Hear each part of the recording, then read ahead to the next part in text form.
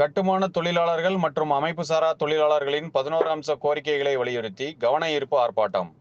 நெல்லை பாளையங்கோட்டையில் கட்டுமான தொழிலாளர்கள் மற்றும் அமைப்பு சாரா தொழிலாளர்களின் கோரிக்கைகளான கட்டுமான பொருட்களின் சிமெண்ட், கம்பி, மணல், செங்கல், ஜல்லி ஆகிய பொருட்களின் விலையேற்றத்தை கட்டுப்படுத்துவது,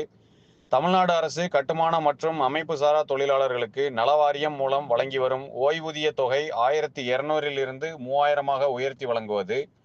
மற்றும் தமிழ்நாடு அரசு கட்டுமான மற்றும் அமைப்பு சார்ந்த தொழிலாளர்களுக்கு நலவாரியம் மூலம் வழங்கி வரும் குடும்ப ஓய்வூதிய தொகை ரூபாய் 500 இருந்து